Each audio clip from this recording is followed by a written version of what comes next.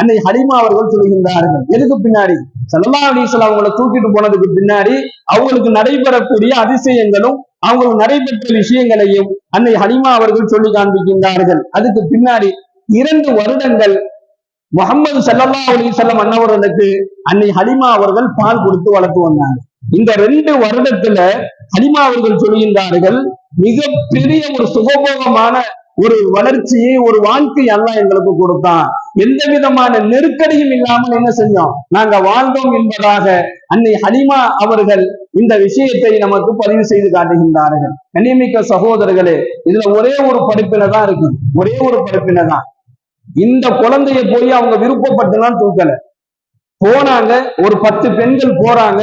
போன உடனேயே அங்க இருக்கக்கூடிய குழந்தைகள்லாம் அந்தந்த பெண்கள் அப்படி எடுத்துக்கிட்டாங்க.